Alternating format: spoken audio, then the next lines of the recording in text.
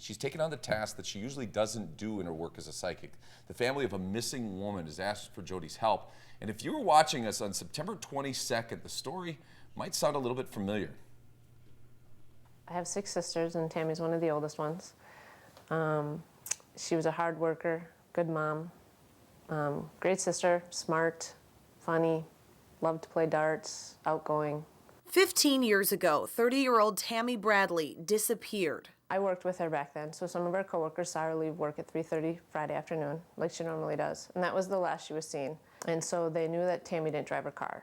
And then child support checks and all her paycheck and everything was still in her car, untouched.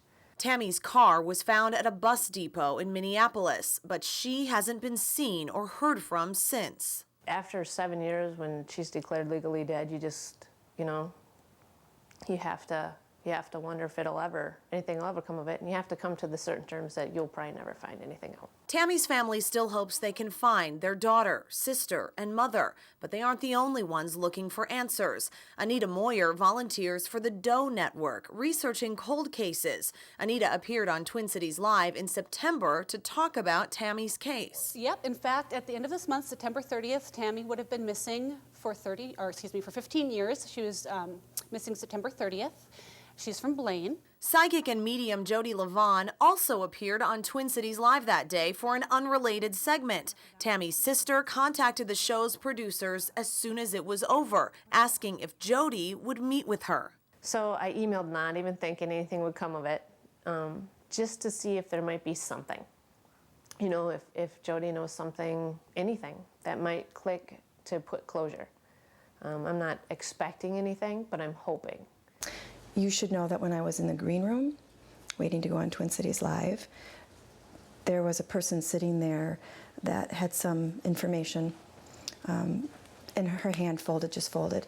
And I left the room because I was so compelled to grab the paper. And I came back and I asked her for it, and I took it, and it was your sister. And I really believe your sister has encouraged me to do this. The feeling I'm getting about her is that she was a little naive, but she wasn't stupid. Just trustworthy. Yes. And I don't know if she got lost or somebody wanted something and she was either asking for help or trying to help. It feels like she might have been she's a helper anyway. And she just keeps saying she's real sorry. I feel like she took a wrong turn or she made some sort of a mistake and it just turned into this nightmare for you. And you're Lynn? No. How'd you know that? Because I hear the name Lynn. I have a sister named Lynn. Were they a lot alike? They were the closest together. Yeah, she's talking about Lynn. But your sister has this humor feeling toward this Lynn. Like, really, like they cracked each other up. Like they were sort of a little silly about this, that they would just giggle and giggle and... Well, what about her son? What does she feel for him? She's entertained by him. She thinks he's really cute. The picture I get is that she's always liked to watch him walk. And I don't know, and I keep doing this, so I don't know if he... Drags his feet?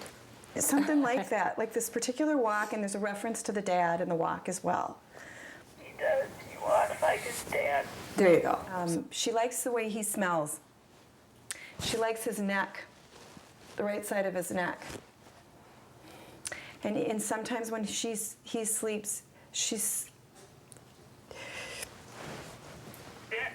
lays next to him. Her love is very much alive. I don't know that she is physically, but that she wants you guys to be okay and to be at peace. And she keeps drawing a circle, like complete that circle. And she's okay. She would be no matter what, so. Yeah, she's really okay. And she really wants you to know she's okay. And she wants the rest of them to know that. Thank you. And Jodi Livon joins us right now here on Twin Cities Live. Very powerful stuff. And Jodi, I was in the green room when you were in the green room. You were relating that story. And I could see something was definitely going on with you when the picture of her came to you. And you literally did have to leave the room. That wasn't acting. I know that was legitimate feelings going on inside you. What was happening? I could feel her. I could hear her. She was trying to get my attention. Excuse me, as I hit the microphone. You're It's okay. a very emotional experience for me, and that's one of the reasons I don't do it professionally, because you have to remove as a psychic. You have to be able to do that. So I could hear her, and I left the room to clear myself to feel like, okay, was this her? What's going on? And then I came back in and took the piece of paper, and sure enough, that was who I was seeing. The picture was who I was seeing, and I was hearing she was asking for my help. Wow. So normally, I know this, you said this is something that you don't like to do. And has law enforcement has contacted you, right? Asking? I've been asked before when I was really young. I was a teenager. I worked on a national case, and it blew my mind, and I wasn't emotionally ready at all to handle seeing little kids' faces before they died and being right about it. It was too much for me. So I quit, and I quit doing the work for a while completely, all the psychic work. And then I thought, you know what? I'm going back to it. It's where my heart is, and it's what I'm supposed to do. So why did you then decide, we got this email from the family that said they wanted to talk to you, and you said, we're going to do it? Because honestly, we were talking in a meeting about this, and Josie, one of our producers, says, I don't think that, that she's going to do it. I don't think Jodi's going to do it. You know, I almost didn't. So she was right. And the reason I did decide to do it is because there was some reason that I was so compelled, and I always like to help people who can't speak up for themselves. And she needed some help, and I wanted to help. So what would you say to skeptics? Because this is a little different, this is a lot different than saying, hey, am I going to get married soon? And who cares in the grand scheme compared to something like this? Yeah. What would you say to the skeptics in terms of your approach to a situation like this? Because we know some of Wendy's other sisters are skeptics. Right. So some of Tammy, the missing Which woman's has got other to be very sisters. difficult, in particular, to hear something coming from somebody like yourself. What does it cost you to hope? What does it cost you to keep your mind open? We're all going to find out someday, for sure. So if you've lost somebody, and most of us have lost somebody, can you really say that you've never felt their presence? Haven't you all of a sudden thought about them and turned the radio on and their favorite song is on? Hasn't something like that happened to you where you knew something was going to happen and it did? Isn't that coincidence? There's no such thing as a coincidence. There's no such thing. So- I don't know, is there something you can avoid?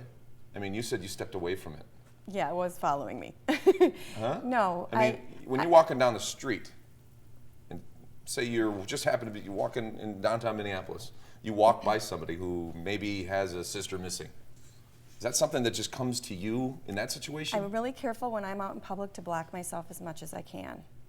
When I'm in a closed room like the green room and I'm listening to this woman who is speaking so passionately about her work, then I'm more open. Yes, I do get tapped on the shoulder by spirits, but you know what? Sometimes they're rude. Wait your turn, or send your person to me for a reading. Oh, wait your turn. That's pretty To good. all you spirits. Yes, wait your turn. Well, I want to know, Jodi, too, because you said when you walked into the room with Wendy, what did you see, and how is this impacting you? Well, I walked into the house, and I was just a titch late, and I'm not usually late. And her sister from the other side kind of helped direct me. I was taking a left, and she goes, no, right. And I seriously took a right. Found the house, walked in, and on her sister's face was the sister I believe's crossed over, Tammy's face superimposed on her sister. So I'm like, that's the sister, and this is why I'm here. And I've never seen that before. Wow. Are you having a tough time Yes. with this since? A little bit, bits and pieces. I was up at like 2 in the morning one night, and I started feeling her energy, and I'm like, okay, I'm done. I did what you asked. I stepped out of my box, and I did what you asked. Do you think I'm you're going done. to help people like this again in the future? You know what? I really like helping people, but I believe my talents are a little better used in the other readings. It flattens me, and then I'm not up for being able to do what I am best at doing. Jodi, thanks a lot. And it's it's not our story. It's I mean, for you to decide. I just love the discussion. We've talked to a lot of people about Jodi and the amazing things that you have brought to our show. And I'd love to hear from more of our Twin Cities Live viewers out there on our Facebook page. I know a lot of you have been commenting on some of Jodi's appearances. Love to hear from more of you as well. Find us, our Facebook page on Twin Cities Live, and just talk about it. Now, if you're ready to put your intuitive abilities to work, Jodi's actually going to be hosting a seminar November 19th at the Plymouth Creek Center in Plymouth.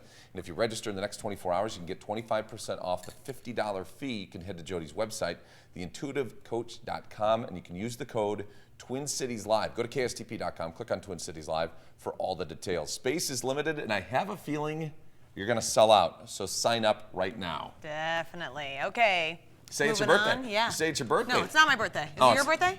Nope. But guess what? You can get freebies all around town. just for being born. Our Super Saver has the details coming up. Why isn't it my birthday? Man, and rainy days like Fake today. ID. Yes, that's Use what I that in need. college, that's right? That's what I need. Might as well. Get that out again. Shh, John. Rainy days like today pretty much guarantee a bad hair day, right, ladies? But don't hide under a baseball hat because we have a celebrity hairstylist and he has the solutions for all your hair problems. And he's darling, just darling. All right, plus it all comes down to one game to decide the American League Central Division champions. So we're going to be hanging out with the Twins fans at the Metrodome, getting you ready for the big game today. And if you feel like there aren't enough hours in the day to get dinner on the table, Chef Daniel Green has a recipe that can be done in a matter of minutes. It's all coming up in today's Kitchen Takeover. What's he making, Jody? Quick, go. I got the photos from the car wreck, sir. It's never as bad as it looks.